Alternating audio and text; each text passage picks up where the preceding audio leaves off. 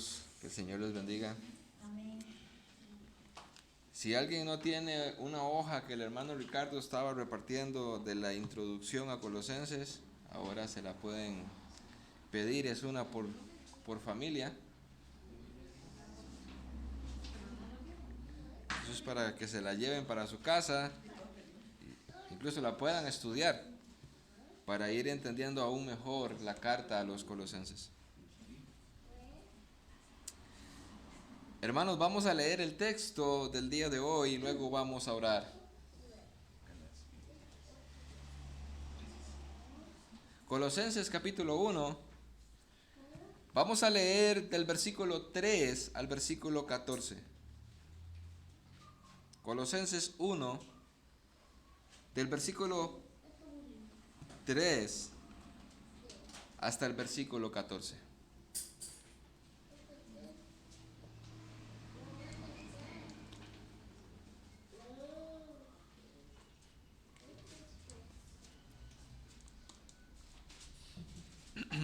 Dice así la palabra de Dios.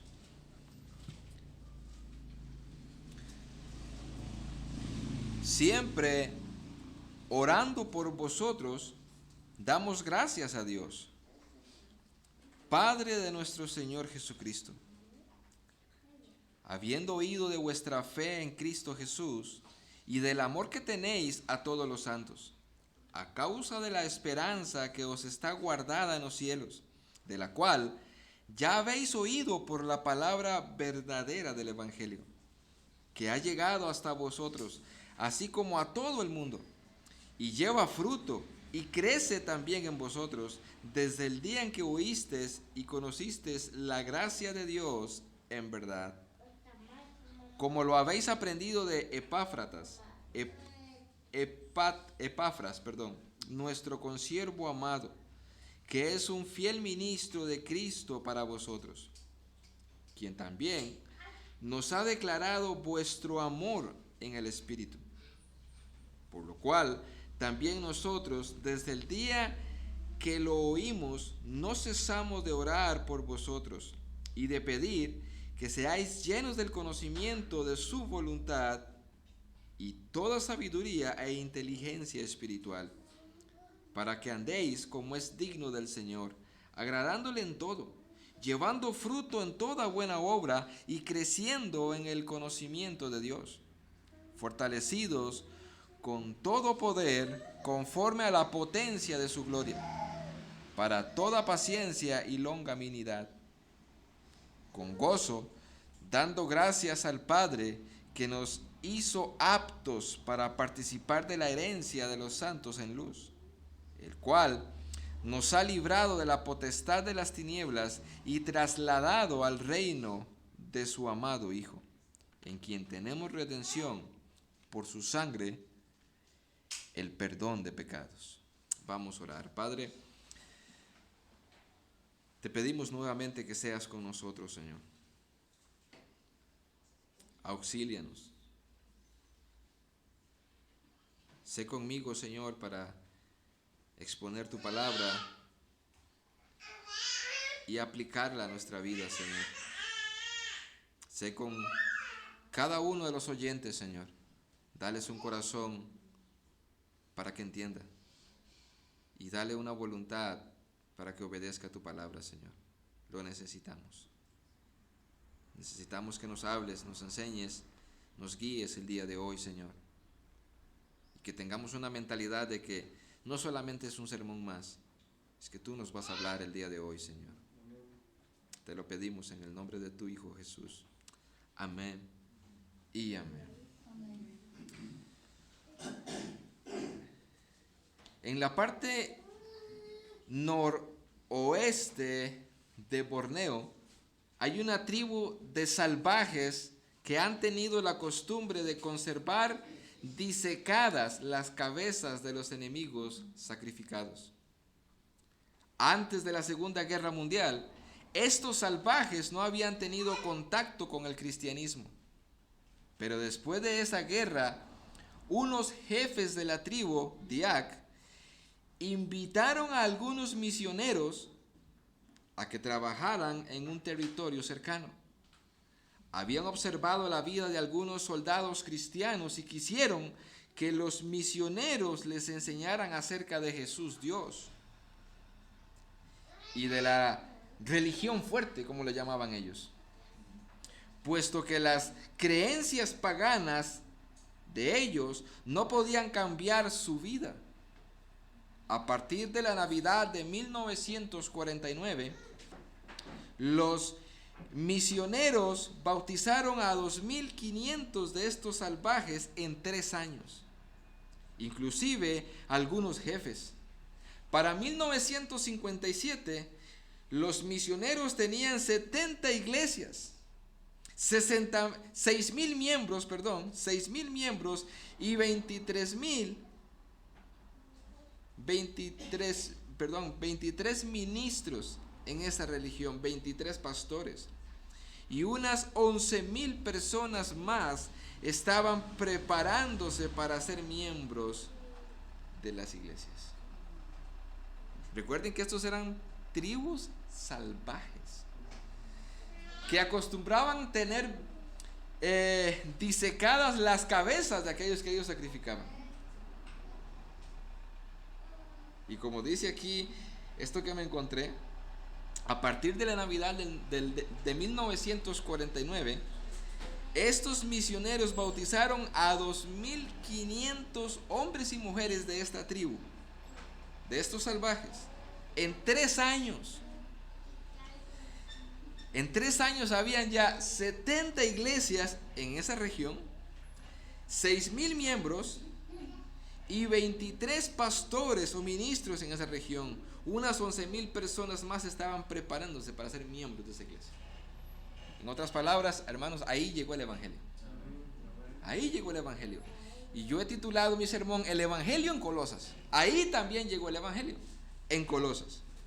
Y el texto que leímos y vamos a estudiar, veremos qué resultados tuvo el Evangelio, qué cambios tuvo el Evangelio en Colosas, igual que lo tuvo en esta región, en esta tribu salvaje. Así que, mis hermanos, según esta historia verídica, el Evangelio trae cambios. El Evangelio trae cambios. El poder de Dios es el Evangelio, como dice Pablo en Romanos. Aún el más salvaje es transformado cuando realmente lo ha visitado Dios. Aún el más salvaje.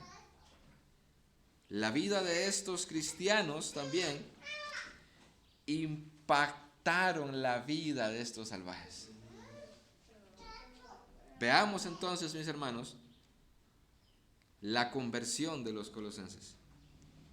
Versículo 4 de nuestro texto.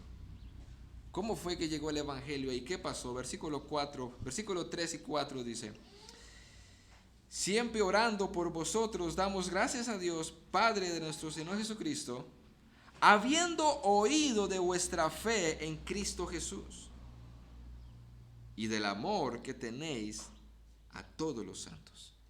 Aquí vamos a ver la conversión de los colosenses. ¿Qué pasó cuando llegó el Evangelio a Colosas? Y lo primero que vemos es que en el versículo 4 se nos habla de que ellos tenían fe en Cristo. La fe en Cristo de los colosenses. Ahora, notemos que dice que Pablo y Timoteo escucharon acerca de la fe que ellos tenían en Cristo. Recuerden que Pablo no había ido a esta iglesia todavía. Recuerden que Pablo no fue el fundador de esta iglesia, y en las hojas que le entregué ahí lo van a poder leer. Ellos no conocían personalmente a Pablo, en el capítulo 2 lo veremos. Pero la fama de estos colosenses llegó hasta donde Pablo estaba. Ellos, Pablo y Timoteo, escucharon de la fe de los colosenses. Por otra parte, vean algo que podemos pasar por alto si leemos el texto de forma rápida y sin considerar el contexto histórico y cultural. Dice el texto, vuestra fe en Cristo. Muchas veces, cuando usted y yo nos acercamos a un texto como estos y leemos de forma rápida cuando dice el versículo 4, por ejemplo, habiendo oído de vuestra fe en Cristo Jesús. pasamos por alto muchas cosas culturales e históricas que estaban pasando en Colosas, ¿verdad? Vuestra fe en Cristo. Existían peligros que amenazaban a la iglesia. Recordemos algo muy importante, hermanos, cada vez que leamos una carta en el Nuevo Testamento y lo traemos a la vida práctica el día de hoy. Cada entorno cultural y pagano donde se establece una iglesia local, ese entorno pagano ejerce presión sobre la iglesia local. Siempre va a ser así. Ese entorno pagano va a ejercer presión sobre esta iglesia local. Al ser gentiles, habían muchos dioses en Colosas, muchas creencias, filosofías mundanas, pensamientos por encima de las escrituras. Todo eso se estaba moviendo en Colosas. O sea, la gente escuchaba del evangelio, pero habían filosofías o pensamientos humanos que decían, no, es más sublime, es más importante, es más profundo estos pensamientos que lo que esos cristianos están diciendo y enseñando. Eso es lo que estaba pasando en Colosas. Así que Pablo, al decir de que ellos escucharon que ellos tenían fe en Cristo, no estaba siendo redundante. Era algo muy importante para esa época como lo es para la nuestra. La fe en Cristo. Ahora, constantemente yo les puedo decir a ustedes, hermanos, yo estoy hablando con personas inconversas y casi siempre les pregunto a estas personas, si yo te preguntara, ¿qué debo de hacer para ser salvo? ¿Qué me responderías? Siempre que tengo la oportunidad de hablar con alguien, yo casi siempre les hago esta pregunta, para saber dónde están parados, para ver en qué creen, ¿verdad? E inmediatamente que ellos responden, me doy cuenta de que van camino a la condenación. Porque me doy cuenta de dónde está su fe. La fe de ellos está en ritos. Muchos hablan del bautismo cuando fueron pequeños, que por eso son salvos. Muchos hablan de los sacramentos, de que ya han cumplido con todos los sacramentos y por eso son salvos. La fe de ellos está en las obras, ¿verdad? Ellos creen que por haber guardado, porque van a guardar la palabra de Dios o los mandamientos, se van a salvar. O la fe de ellos está muchas veces basada en el amor de Dios. Ellos dicen, es que Dios es bueno, y yo sé que después de que yo me muera, Dios es un Dios de amor, un Dios bueno, y entonces, ¿verdad? Yo voy a ser salvo. La salvación de ellos depende, según ellos, de todo esto. La salvación depende no solamente de la fe, sino del objeto de esa fe. Por eso Pablo dice, vuestra fe en Cristo. Y nunca se me olvida, siempre que hablo sobre esto, de un compañero hace muchos años que trabajaba conmigo en una fábrica y él era católico. Y hablando sobre la fe, él me dijo, pero es que yo tengo fe. Y lo que salva es la fe. Y yo le dije, no señor, la fe no salva a nadie. Lo que salva es Cristo, no la fe. Sí, pero la fe lo que cuenta, me dijo, y nunca se me olvida. Yo le dije, bueno, si lo que cuenta es la fe, supongamos que yo pongo la fe en ese perro, y como lo que cuenta es la fe, yo me voy a salvar por tener fe en ese perro. Y fue como abrirle la mente, no sé, porque entendió. Y desde entonces empezó a leer la Biblia. Y desde entonces iba para la iglesia católica a tener sus debates con el sacerdote y lo echaron de la iglesia. Pero él entendió que no era meramente la fe, era la fe en Cristo lo que iba a salvarle. De hecho, Hechos 16, 30 al 32 y el 34 dice lo siguiente. Y sacándolos les dijo, señores, ¿qué debo de hacer para ser salvo? La pregunta más importante que trae la Biblia. Amén. Ellos dijeron, cree en el Señor Jesucristo y serás salvo tú y tu casa. Y le hablaron la palabra del Señor a él y a todos los que estaban en casa. ¿Por qué puse este pasaje aquí? Porque aquí, cuando él pregunta, ¿qué debo de hacer para ser salvo? Pablo dice, cree en el Señor Jesucristo y serás salvo. Habla de fe.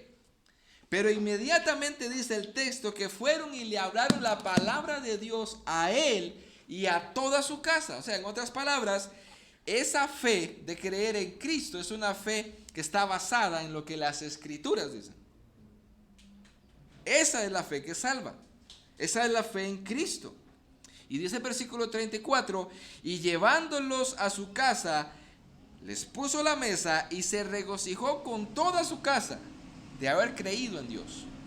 Entonces, la fe de estos hombres, por ejemplo, que vemos en este texto de Hechos, no era una fe simplemente por creer. Fue una fe después de haber recibido un conocimiento adecuado de lo que decían las Escrituras respecto a Dios y respecto a Cristo, y creyeron en eso. Por eso dice Pablo, hemos escuchado de vuestra fe en Cristo. Y luego va a decir, porque ustedes escucharon el Evangelio, ¿verdad? Entonces parecería que es lógico, hermanos, que expliquemos esto a los inconversos acerca de la fe en Cristo. Hay que constantemente estarles explicando a ellos que la fe debe ser en Cristo, no en las obras, no en portarme bien, sino en Cristo. Pero lo que no es lógico es que debamos de explicárselo a los cristianos.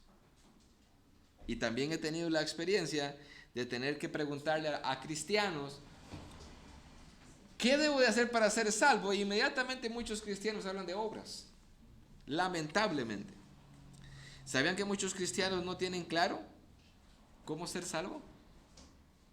Muchos arrastran las doctrinas católicas romanas y siguen creyendo que deben de cumplir algún estándar para ser salvos. Si tú no estás confiando solamente en Jesús para la salvación, tú no has entendido el Evangelio, tú no tienes el Evangelio. Por eso la doctrina de la imputación que prediqué algunos días atrás es muy importante. Cuando tú entiendes la imputación, sabes por qué eres salvo. Y vas a poder explicarle a una persona cómo ser salvo. Las buenas obras y una vida de santidad y el amor al Señor es simplemente un resultado de que ya somos salvos. Entonces, en este texto, en el versículo 4, Pablo y Timoteo escuchan de que estos colosenses ahora tienen fe en el Señor Jesucristo. Pero no solamente eso. Hermanos, como en la historia que les conté, verídica, de estos salvajes, una vez que llegó la fe cristiana a Colosas y hubieron hombres y mujeres que aceptaron esa fe y se convirtieron a Cristo, eso empezó a producir un cambio en ellos. Versículo 4. Habiendo oído de vuestra fe en Cristo Jesús y del amor que tenéis a todos los santos, hubo un cambio en esas personas. Y no es nada raro que el Espíritu Santo mencione aquí el amor. Y como dijimos antes, no es para comprar la salvación, sino como un resultado de haber experimentado la transformación por medio del Espíritu Santo. Ahora ellos tenían amor para con sus hermanos. Es más, Dios ratifica que estos creyentes tenían amor para con sus hermanos. Y existe, según el Espíritu Santo, una señal, una prueba inequívoca de que hay una verdadera conversión. El amor. El amor. Si lees con cuidado las cartas de Juan, primera de Juan, segunda de Juan, tercera de Juan, te vas a dar cuenta que el amor es un tema primordial en esas cartas. El amor. Dependiendo de donde esté el amor, o si hay o no hay amor, se dará el resultado de si eres o no eres un creyente en esas cartas. Por ejemplo, déjenme leerle algunos textos de Juan para que vean por qué es importante que el Espíritu Santo aquí dice que una vez que ellos tenían fe en Cristo, inmediatamente lo relaciona con que tenían amor los unos por los otros. Oiga lo que dice las cartas de Juan. Leo para ustedes. Primera de Juan 2.15 dice, oiga, ¿cómo relaciona el amor? No améis al mundo. Entonces Juan empieza a decir que si hay una persona que ama al mundo, tiene un amor equivocado. Si no améis al mundo ni las cosas que están en el mundo. En primera de Juan 3.17 dice, pero el que tiene bienes en este mundo y ve a su hermano tener necesidad y cierra contra él su corazón, ¿cómo mora el amor de Dios en él? Él relaciona entonces el amor que tiene una persona para con otra con el amor que tenga de Cristo. En primera de Juan 4.7 dice, amados, amémonos unos a otros, porque el amor es de Dios. Todo aquel que ama es nacido de Dios y conoce a Dios. En primera de Juan 4.8 dice, el que no ama no ha nacido de Dios, porque Dios es amor. Y por último, primera de Juan 4.10 dice, En esto conocéis el amor, no en que nosotros hayamos amado a Dios, sino que Él nos amó a nosotros y envió a su Hijo en propiciación por nuestros pecados. Así que lo que Juan está dando y diciendo es: examina cuál es tu amor, en dónde está tu amor y qué es lo que amas. Y si no hay un amor de ti para con tu hermano, tú no tienes el Evangelio. Tú no has nacido de nuevo. Por eso el Espíritu Santo, en esta carta a los Colosenses, inmediatamente después de decir, escuchamos de vuestra fe en Cristo, inmediatamente dice, y del amor que tenéis para con los hermanos. Hay una señal inequívoca de una verdadera obra de Dios en las personas, el amor. Así que estos creyentes en Colosas pasaban a prueba según el Espíritu Santo. Yo pregunto, mis hermanos, ¿amas realmente a tus hermanos? ¿Amas realmente a tus hermanos? Muchos podrán decir, sí, yo amo a mis hermanos. Déjenme por un momento ponerles el dedo en la llaga. Déjenme ponerles la espada en el pecho y arrinconarlos contra la pared. Si tú dices que amas a tu hermano que está aquí en este recinto, escucha esto: no hay amor sin compromisos. No hay un amor sin compromisos. El amor del mundo es un amor a conveniencia, pero no con compromisos. El amor que Dios nos enseña es un amor comprometido. Por ejemplo, el esposo ama a su esposa a tal punto que da su vida por su esposa. Está comprometido con su esposa. Cristo ama a la iglesia y se comprometió a salvarla, a limpiarla, a cuidarla, a mantenerla, a preservarla, a sostenerla hasta el fin. Un amor comprometido. Si alguno de los que están en este lugar, si alguno de ustedes dice amar a su prójimo, que está aquí, a su lado, hoy, en este mismo recinto, pero no tiene un compromiso con ellos delante de Dios, tú no amas a tu hermano. Tú no amas a tu hermano. Si tú no tienes un compromiso con ellos delante de Dios y un compromiso con Dios delante de ellos, para caminar juntos, cuidarse, amarse, corregirse, entonces tú no estás amando desde la perspectiva bíblica. ¿Y a qué voy con esto? ¿En dónde se nota ese compromiso en la iglesia local de yo con mi hermano? ¿En dónde se nota ese compromiso? Porque no hay amor sin compromiso. Se nota desde el primer día en que yo digo, yo quiero ser parte de esta iglesia local. Yo quiero ser un miembro oficial. Yo quiero ser miembro con usted. Yo quiero llevar y correr la misma carrera. Pero si usted no quiere ese compromiso delante de Dios y con Dios, usted no está amando correctamente según las Escrituras. Usted quiere un amor sin compromiso. Es como esas personas que dicen, no nos casemos, juntémonos, ¿verdad? Yo te amo, pero no quiero compromiso. Es exactamente lo mismo lo que pasa en las iglesias. Yo amo a mis hermanos, los abrazo, les doy la mano, pero no me voy a comprometer con ustedes. No me voy a comprometer. Es exactamente lo mismo. Nótese que cuando llega el evangelio a Colosas, Pablo empieza a hablar de que escucha de que ellos tienen fe en Cristo y inmediatamente dice, y del amor que tenéis para con los hermanos. Cuando el evangelio llega a una vida, la transforma desde adentro, cambiando los deseos, la voluntad, los pensamientos y por supuesto, la obediencia. La obediencia. Hermanos, queremos ver en esta iglesia local, aquí, queremos ver en esta iglesia local que se vea que llegó el evangelio y que se vive el evangelio. Y por ahí tenemos que empezar por los compromisos. Porque de ahí empieza el amor. No puede haber una iglesia local que diga, sí, aquí está el evangelio si no hay amor. Y el amor es un amor comprometido. Si eso no se manifiesta en una iglesia o en personas individuales que pertenecen a una iglesia, según lo que Dios dice en su palabra, va a decir que tales no son creyentes. No son creyentes.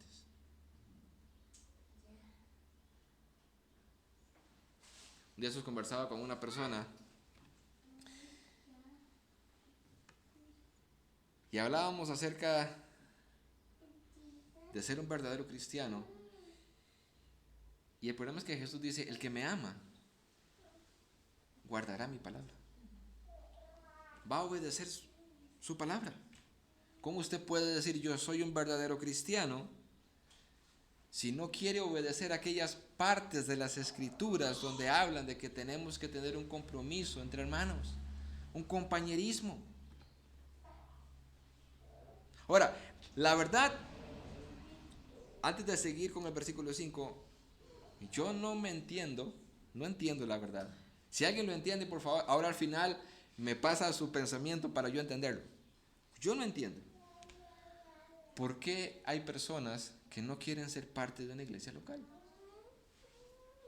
¿Cuál sería la diferencia? Por ejemplo, ¿cuál sería la diferencia que Enrique venga todos los domingos, se siente en esa silla, sin haber hecho el compromiso, a que se siente en esa silla habiendo hecho el compromiso?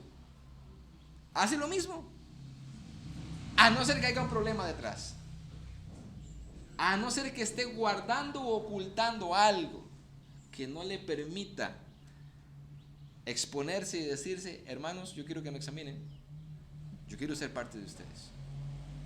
Si no es eso, no lo entiendo.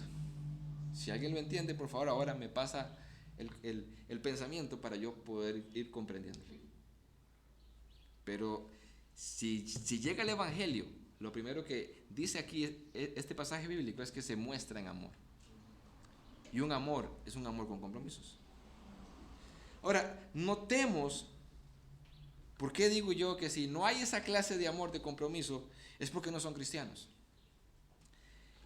¿De dónde emana ese amor que tenían esos colosenses, los unos por los otros? Versículo 5. Vea lo que dice, a causa. La pregunta es, ¿a causa qué? Bueno, él ha dicho en el versículo 4 que ha escuchado acerca de la fe que ellos tenían en Cristo y del amor que tenían los unos por los otros. ¿Por qué era que tenían amor los unos por los otros? ¿Qué los llevaba a tener ese amor? Versículo 5. A causa de la esperanza que os está guardada en los cielos, de la cual ya habéis oído por la palabra verdadera del Evangelio. Hermanos, ¿qué motiva a una persona a tener amor para con otra persona? Dice la Escritura de que hay una esperanza ahora para mí. De que hay una esperanza. Eso motiva a la persona a que fluya un amor. Déjeme explicárselo. De este modo, a la fe y al amor, que se mencionan en el versículo 4, ¿verdad? Ahora se le agrega la esperanza, completando así una conocida triada que dice un comentarista. Una triada. Hay una triada, el amor, la fe y la esperanza. Y escuchen este comentario de Hendrickson lo que dice. En el Nuevo Testamento esta triada no está limitada a los escritos de Pablo, también aparece frecuentemente en la literatura anteapostólica. Es más probable que Pablo no la inventara. Puede haber sido parte de la terminología común de los primeros cristianos. O sea, hay fe, hay amor, hay esperanza. Una triada. Cuando vemos en el relato sobre la muerte de Lázaro, por ejemplo, recuerden aquella historia de Lázaro que muere, ¿verdad? Lázaro, el hermano de María y de Marta. Vemos cómo la fe y la esperanza están unidas. Porque Marta tenía fe en Jesús, pero al mismo tiempo tenía esperanza y dice, yo sé que Lázaro resucitará en el día postrero. Estaba la fe y la esperanza unidas, ¿verdad? Siempre van de la mano. Otro ejemplo, la noche en que Jesús instituye la cena del Señor, escuchen lo que dice en Juan 14 del 1 al 3. No se turbe vuestro corazón. ¿Creéis en Dios? Fe. Creed también en mí. En la casa de mi Padre muchas moradas hay. Aquí ahora habla de una esperanza. Si no fuera así, yo os lo hubiera dicho. Voy pues a preparar lugar para vosotros. Dice, y si me fuere, yo os prepararé lugar.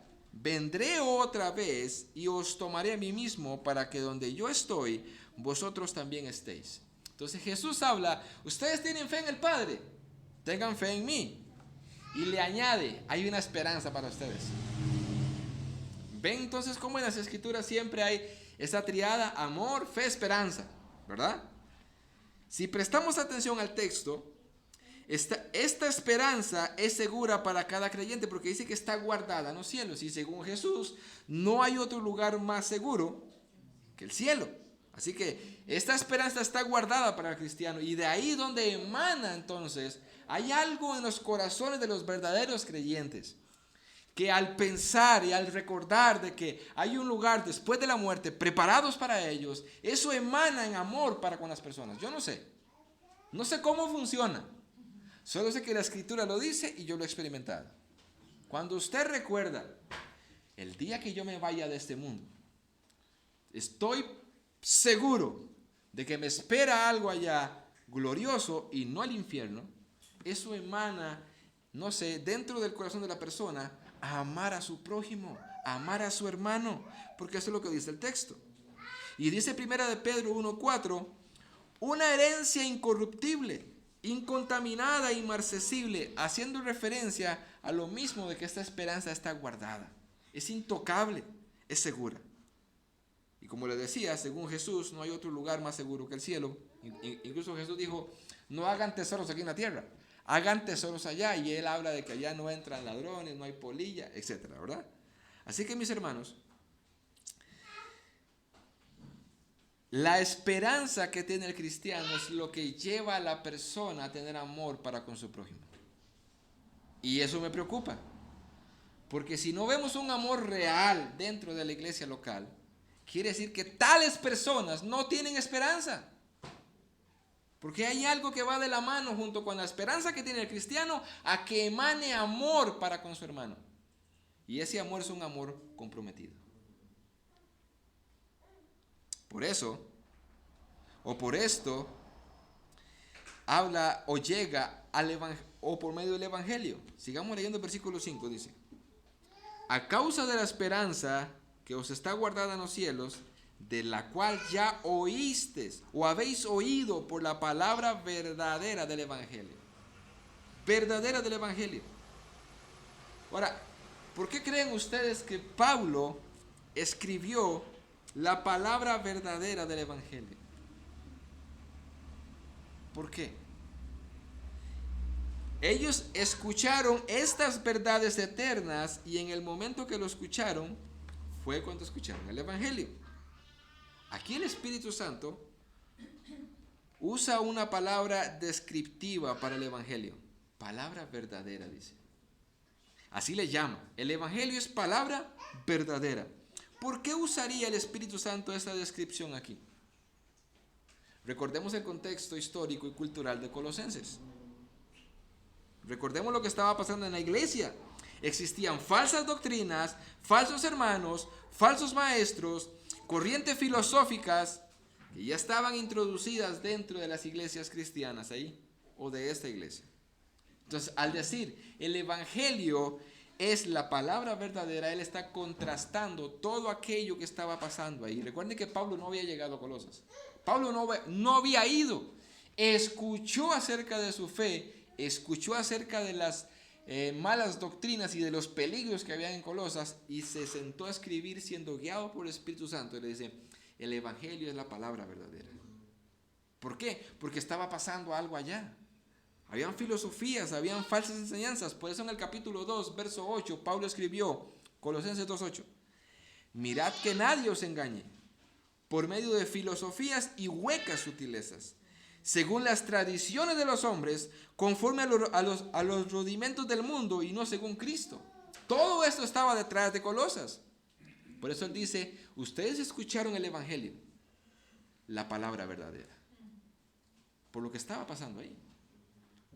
Eso es más o menos como si en el día de hoy se escribiera una carta para las iglesias, y viendo lo que está pasando en las iglesias de estos falsos profetas y soñadores y que hablan Dios me dijo, y que en esa carta se dijera presten atención a las escrituras, que es la palabra verdadera. Está contrastando lo que está pasando el día de hoy la iglesia. Es exactamente lo mismo. Ellos fueron expuestos al evangelio, escucharon el evangelio, atendieron el evangelio, y dice literalmente el pasaje, a lo que yo entiendo, y no por méritos humanos. Dios hizo llegar el evangelio a Colosas, versículo 6. Dice, ha llegado hasta vosotros, así como a todo el mundo, y lleva fruto y crece también en vosotros desde el día en que oísteis y conocisteis la gracia de Dios en verdad. Lastimosamente, al leer y meditar en el versículo 6 y ver cómo Pablo habla de esta iglesia, ¿verdad? Cómo Pablo habla de esta iglesia que dice literalmente en el versículo 6 que este evangelio ha llegado hasta vosotros y sabemos que fue únicamente por la soberanía de Dios, por la complacencia de Dios que llegó el evangelio ahí. Hermanos, y cuando usted presta atención a lo que leímos en Hechos 19 y en esta carta a los colosenses, Dios no usó a un apóstol para que llegara el evangelio a Colosas. Usó a un hombre común y corriente como usted y como yo, que se menciona ahí, que ya lo vamos a leer. Un hombre común y corriente. Llegó por la voluntad de Dios, pero vea lo que dice, ¿qué estaba pasando en esta iglesia? Y es aquí donde la Biblia se hace ese espejo para con nosotros.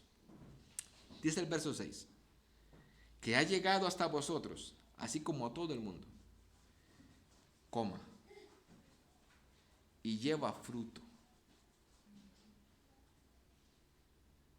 ¿Será que nosotros podemos decir, el evangelio ha llegado a tu vida así y lleva fruto? Lamentablemente hay muchos que debemos de decir, tú dices que el evangelio ha llegado a tu vida, pero no vemos el fruto. No vemos ese fruto. Dice aquí que llegó el evangelio y llevaba fruto a esta iglesia, y dice, y crece también en vosotros desde el día en que oísteis y conocisteis la gracia. O sea, había un crecimiento en esta iglesia. Habían frutos visibles.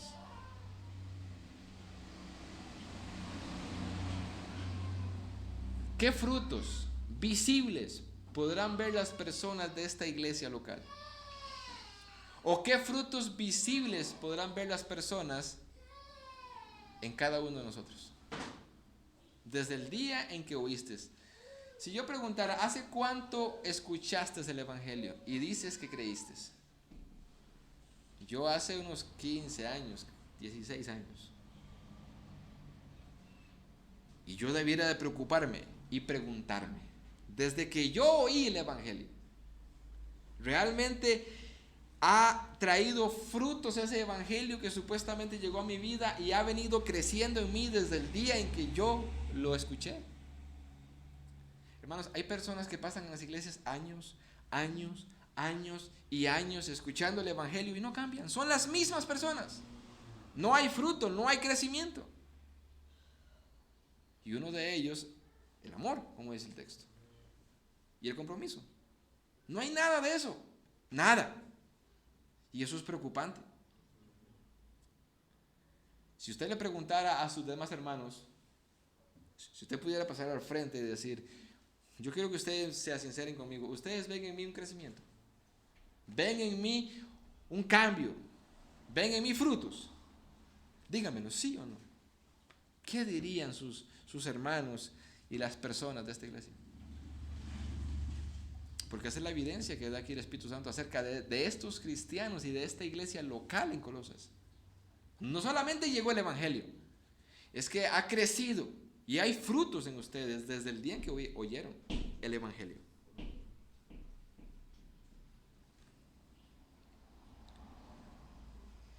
Y dice el texto que este evangelio que llegó a Colosas fue gracias a un predicador, a un don que Dios dio a Colosas. Versículos 7 y 8. Como lo habéis aprendido de Epafras, nuestro consiervo amado, que es un bien fiel ministro de Cristo para vosotros. Por eso yo les decía, hermanos, Dios usó a un hombre común y corriente para establecer esta iglesia.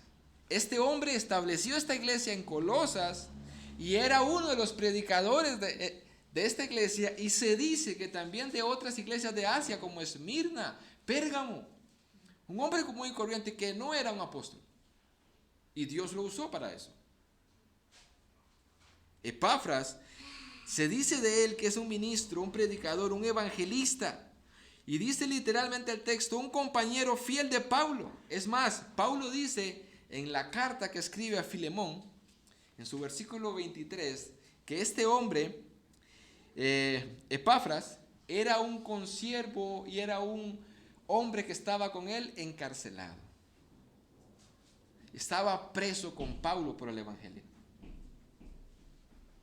Por eso Pablo le puede decir, es un compañero fiel. Él fue el fundador de la iglesia y se le dice literalmente un consiervo amado y un ministro fiel. Mientras yo leía ese texto, yo decía algo que he escuchado de Sugel Michelén algunas veces, en algunas prédicas que él tiene. Dios sigue haciendo su obra con hombres comunes y corrientes. Hombres comunes y corrientes como usted y como yo. Dios sigue haciendo su obra. Muchas veces nosotros nos comparamos con estos hombres que Dios ha levantado en nuestro entorno y vemos como que nunca vamos a ser igual a ellos. Nunca vamos a poder llegar a ser igual a un Sugel, a un MacArthur, ¿verdad? A un Sam Waldron. Jamás. En su conocimiento, en su trayectoria. Pero Dios también usa hombres comunes y corrientes como nosotros, mujeres como ustedes, para llevar su obra. ¿Quién iba a decir que este hombre, posiblemente que escuchó a Pablo en Éfeso predicar en Hechos 19, y se fue para Colosas, iba a establecer esta iglesia, a la que el Espíritu Santo le dedica toda una carta? Un hombre común y corriente. Así que no subestimemos al Señor. Simplemente hagamos nuestro trabajo de predicar el evangelio fielmente y Dios hará su obra con nosotros. Aunque no seamos ni este ni aquel conocido, no importa. Dios usa vasos de barro. Amén. Dios dio un don a esta iglesia, Epafras, y le llama un ministro fiel. Y quiero ir avanzando y simplemente quiero recalcarles, hermanos, ustedes bien saben que tenemos a dos hermanos que están trabajando junto conmigo y ustedes tienen que estar examinándonos a nosotros si somos fieles al Señor en cuanto a su predicación. Ustedes deben estar examinándonos, porque el ministro debe ser hallado fiel, como Pablo se refiere a este hombre. Hasta el momento, mis hermanos, en estos versículos que hemos leído, estudiado, del versículo 3 al versículo 8, 7, ¿cómo estará nuestra iglesia local?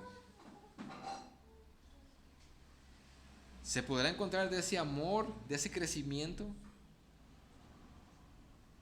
¿O será que vamos más bien hacia atrás? Tenemos de meditar en esto. Después de esto que Pablo dice, Pablo ora por esta iglesia, y quiero meditar en esto en estos 15 minutos, 10 minutos que me faltan. Escuche lo que Pablo pide en oración por esta iglesia. Y debería ser su oración por esta iglesia local y trabajar en estas áreas que Pablo menciona aquí. Pablo dice en el versículo 8 y 9, dice, quien también nos ha declarado vuestro amor en el Espíritu. Hablando de que este hombre, Epafras, había llevado este comunicado a Pablo y a Timoteo.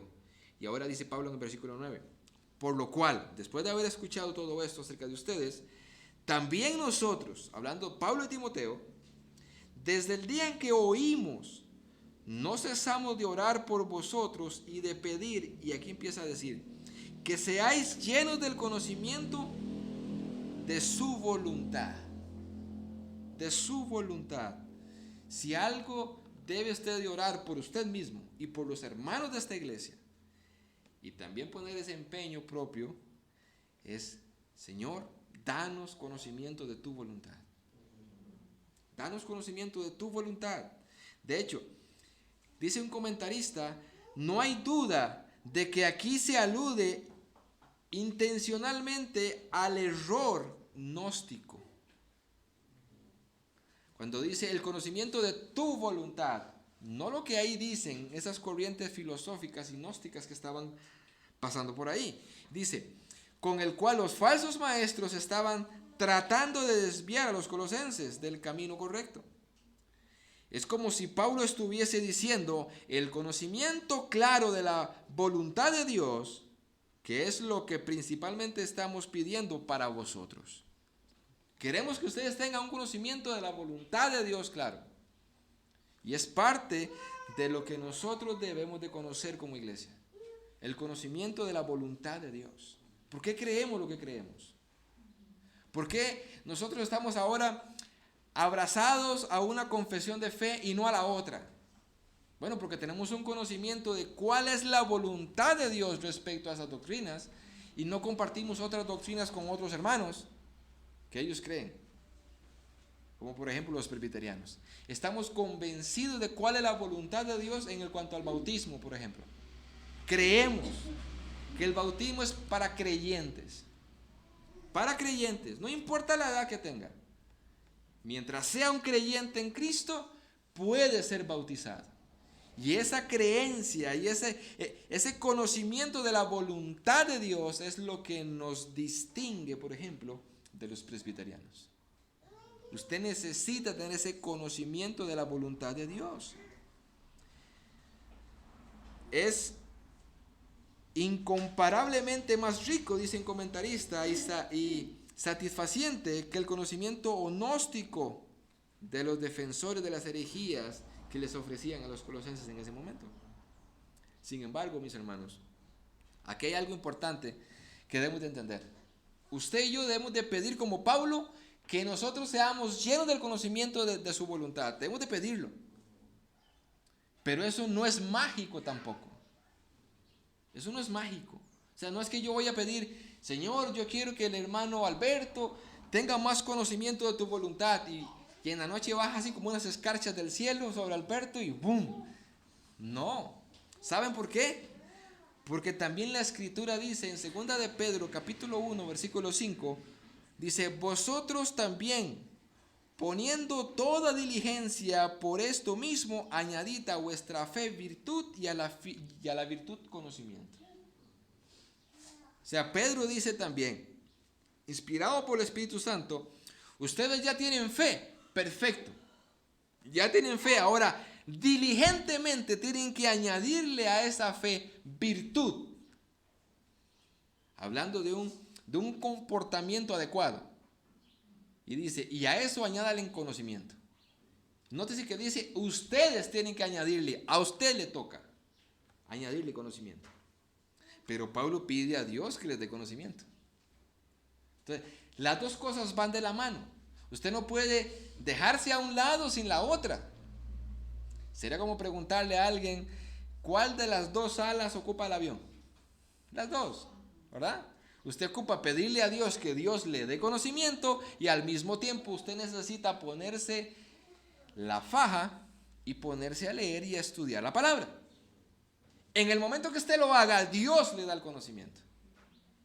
No espere lo uno sin lo otro.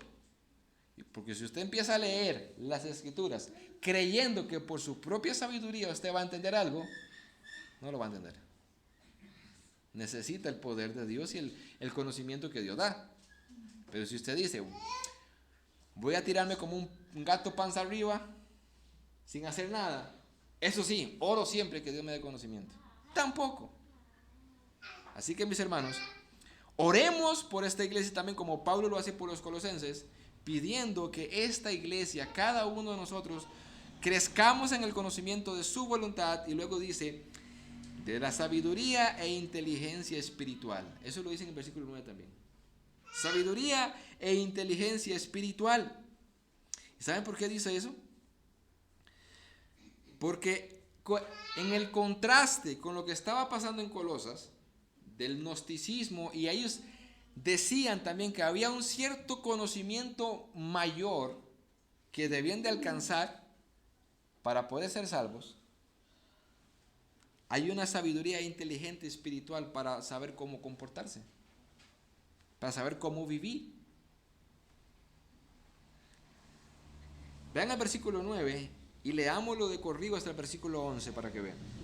Dice, por lo cual también nosotros, desde el día en que lo oímos, no cesamos de orar por vosotros y de pedir que seáis llenos del conocimiento de su voluntad en toda sabiduría e inteligencia espiritual. ¿Y para qué necesito yo sabiduría e inteligencia espiritual? Versículo 10. Para que andéis como es digno del Señor. Un conocimiento, una sabiduría y una inteligencia espiritual para ponerla en práctica. Dice literalmente, para que andéis como es digno del Señor, agradándole en todo, llevando fruto en toda buena obra. Pregunto, mis hermanos, si hay alguien que anda caminando, viviendo, no de una forma correcta, ni aquí ni afuera, ¿qué le hace falta a este hombre? ¿Qué le hace falta a esta mujer? ¿Conocimiento de su voluntad? Le hace falta sabiduría e inteligencia espiritual. Está pensando como el mundo. Y ustedes saben que depende de lo que usted piense, ese es lo que usted hace. Por eso Pablo, guiado por el Espíritu Santo, empieza, ustedes necesitan un conocimiento, porque eso los va a llevar a actuar de tal forma, ¿verdad?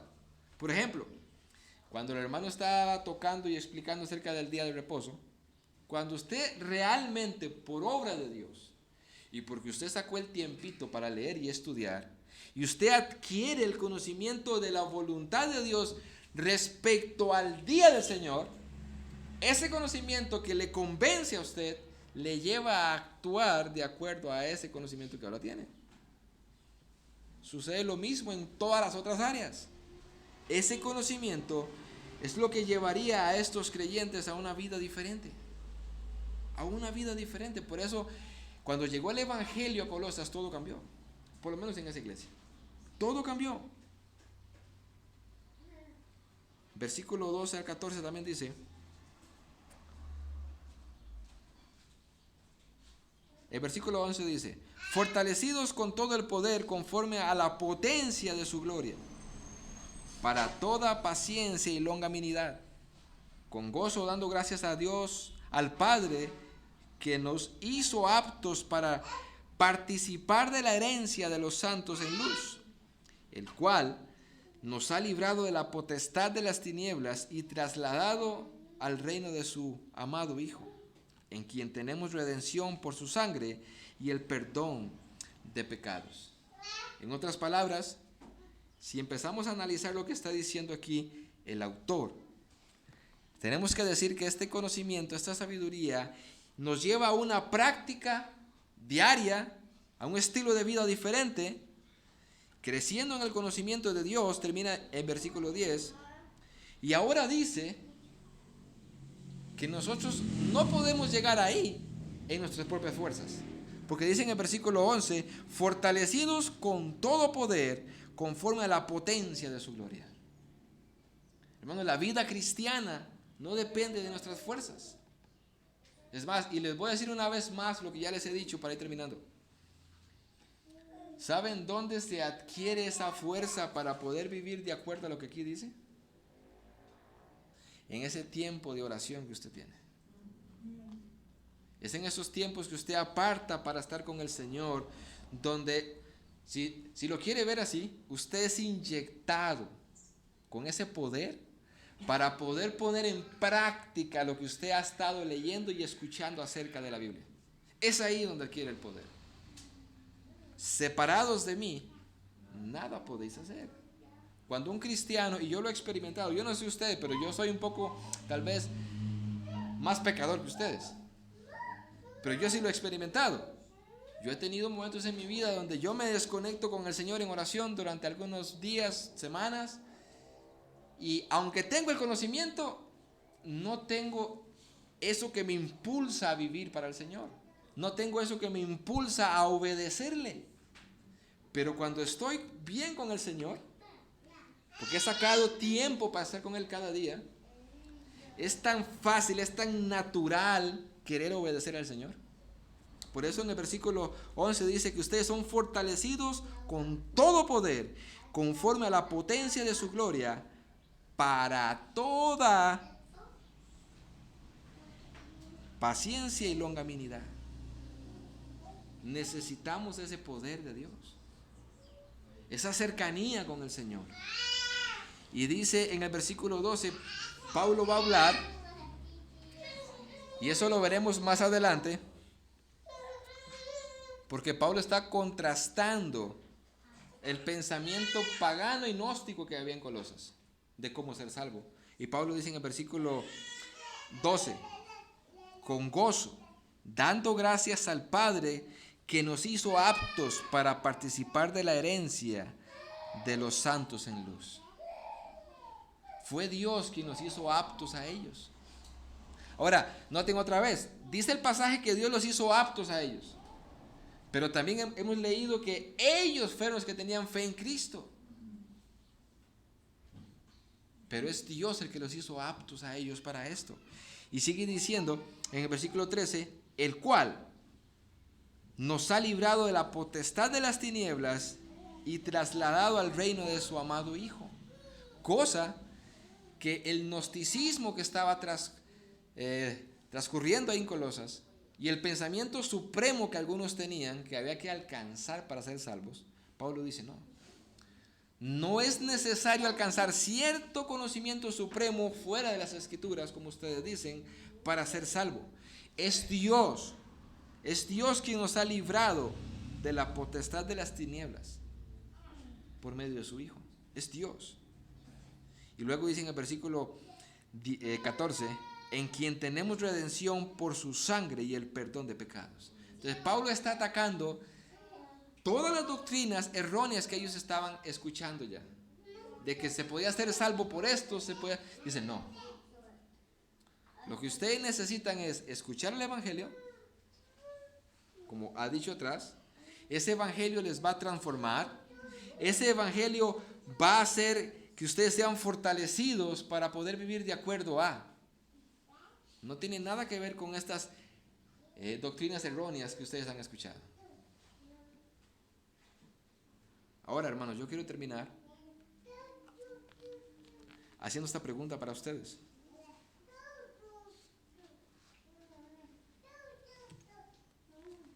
¿En dónde está su fe?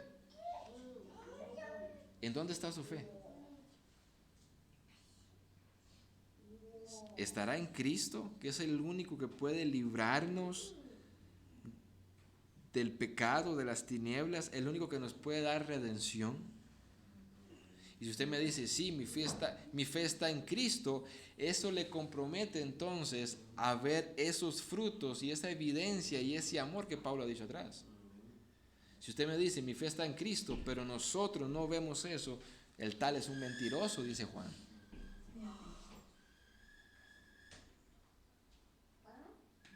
Así que una de dos, o tenemos cristianos profesantes mentirosos o cristianos verdaderos. Necesitamos ver en nosotros, y yo me incluyo, ese amor que dice Pablo aquí, ese fruto y ese crecimiento. Lo necesitamos. Y es únicamente por la fe en Cristo que estos colosenses escucharon por medio del evangelio. Cuando yo leí esto que leí al principio de esta tribu salvaje, yo dije, wow, si eso pasó allá, ¿qué pasaría aquí? Pero aquí es como, no sé, como que el poder de Dios es menos. Sabemos que eso sería una herejía, ¿verdad? ¿Por qué no hay esa transformación aquí entonces? ¿Por qué pasan semanas, semanas y semanas donde se predica el Evangelio, se expone la predicación, al estudio y la palabra y no hay un cambio? O no son cristianos, o están apelando a la paciencia de Dios. Pero debe haber un cambio. Hermanos, donde llega el Evangelio hay un cambio. Así que yo espero, hermanos, y les animo que sigamos orando por esta iglesia local. Y que en cada persona que ha dicho, ha profesado ser salvo, por eso los pasamos al frente para que digan, Dios me ha salvado. Y aquí desde este púlpito puedan escucharlos ustedes, Dios me salvó. Que sigamos orando por esas personas que han dicho, Dios me salvó. Sigamos orando para que Dios les dé este conocimiento de su voluntad y eso les lleve a tener una vida diferente, tanto eclesiástica como afuera. Vamos a orar. Padre, gracias por tu palabra.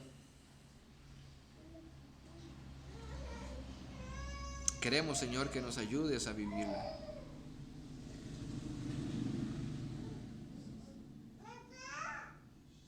Al leer tu palabra, Señor, a meditar en ella, al escribirla, vemos, Señor, que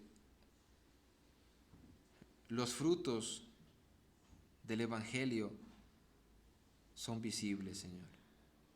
Son visibles. Ayúdanos como iglesia local, Señor. Ayúdanos como personas individuales.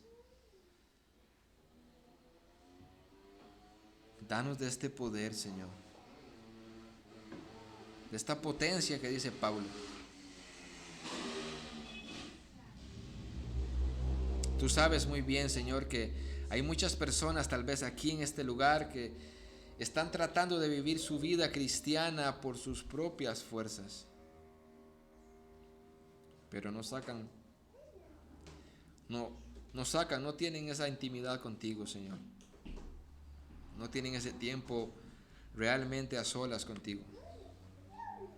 Ayúdanos a meditar, Señor, de que es necesario para nuestra vida sacar tiempo para ti. Sea en la mañana, en las noches, durante el día, pero que cada uno de nosotros, Señor, realmente nos examinemos si verdaderamente somos cristianos. Y si somos verdaderamente cristianos, Señor, que tú nos animes, que tú coloques en nuestro corazón el querer cambiar hábitos, empezando por la oración. Que tú nos ayudes a sacar tiempo para orar, para meditar en tu palabra, Señor, para hablar contigo. Vivimos en un mundo acelerado, donde no hay tiempo para nada, Señor. Y lamentablemente, tú te quedas sin nuestro tiempo, Señor. Ayúdanos a meditar en esto, que es necesario, es de vida o muerte, sacar tiempo para ti, Señor. Porque si verdaderamente somos cristianos, ese fruto, ese cambio, ese crecimiento debiera estar en nosotros visible a todos. Pero muchas veces estamos estancados, viviendo un cristianismo simplemente automático. Simplemente automático. Venimos a la iglesia, nos sentamos, escuchamos, nos vamos para la casa, pero muchas veces, Señor, tú sabes que durante la semana ni siquiera tocamos la Biblia, o tocan la Biblia. Ni siquiera sacan tiempo para ti, Señor. ¿Es un cristianismo automático o simplemente se están engañando a sí mismos? Ábrenos los ojos, Señor. Porque así como vemos esos cambios que hubo en Colosas cuando llegó el Evangelio, esos cambios deben de estar en esta iglesia, esos cambios deben de estar en nuestra familia, en nuestras propias vidas, si realmente llegó el Evangelio, Señor. Ayúdanos a vernos a nosotros mismos. Ayúdanos. No queremos que el pecado, Satanás o nosotros mismos nos engañemos, Señor. Te lo pedimos en el nombre de Jesús. Amén y amén.